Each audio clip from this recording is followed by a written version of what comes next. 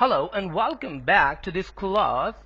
Right now, obviously we've learned many things about the PHP and different type of operators. I was just thinking to teach you the conditional operators and the logical operators. But before learning the conditional operators, we have to learn the conditional statements as well.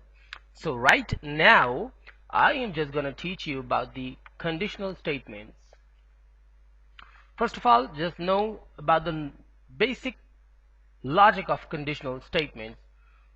For example, as you know that computer can do everything, but computer can't decide anything by itself. Obviously, a human must need to order the computer. For example, if you just want computer to download any file, you have to click anywhere, then computer will download. Obviously, computer speed is really fast and 1000% fast than a human, but the problem is that it has no brain. But the thing is that by using the conditional statements, we actually gives computer some ideas about what to do, about what not to do. For example, I'm just saying, go to the market. Okay, computer is following our orders. Still, remember that computers are following our orders. But for example, go to market, and then I'm just telling and buy some food or buy bananas. Perfect.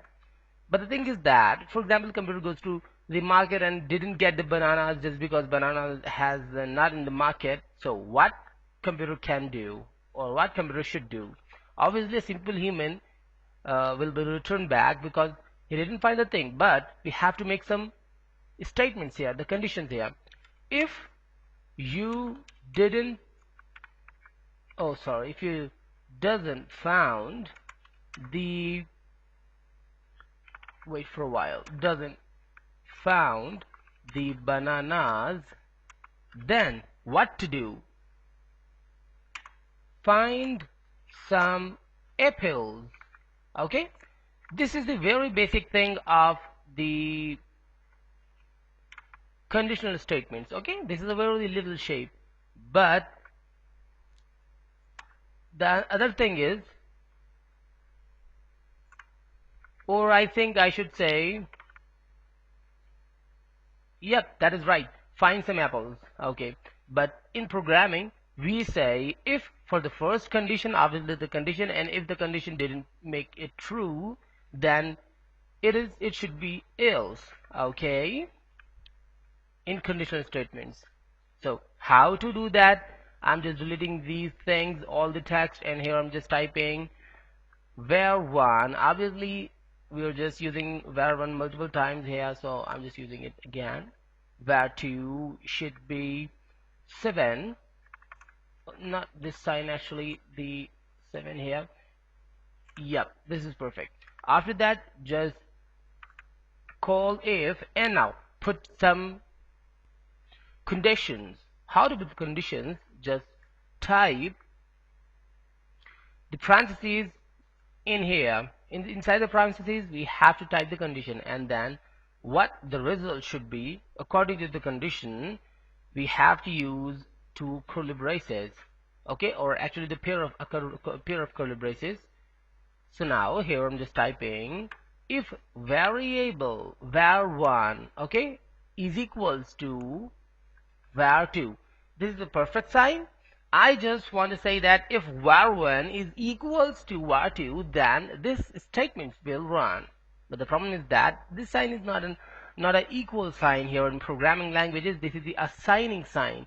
If we just talk about the comparing operator specifically, or equal to operator, we have to use two equal signs. Okay, now right now I'm not assigning the value to the var1, the var2 value to the var1. Right now I'm just comparing both of them, or actually I'm just telling that if the var1 and var2 is equal to each other, then this curly braces should run, or any code which is inside the curly braces. So here I'm just typing echo. Okay, here I'm just typing var1 is, or I think the better thing is var1 and a dot sign period, and here is equal to the Okay, everything is fine right now.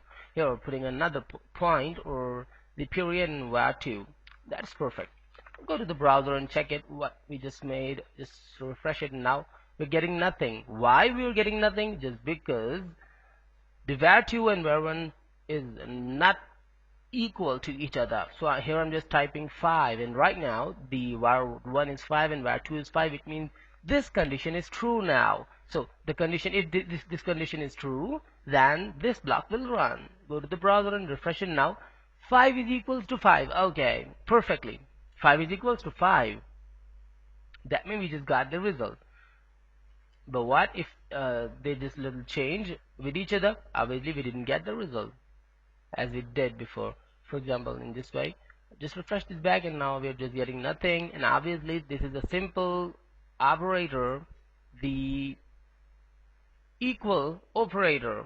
Okay, so now we will learn some more things about the conditions in the next classes, but obviously we're just learning about the operators. So next class we will learn about the conditional operators by using this simple statement. Okay guys, so let me leave. Stay tuned and goodbye.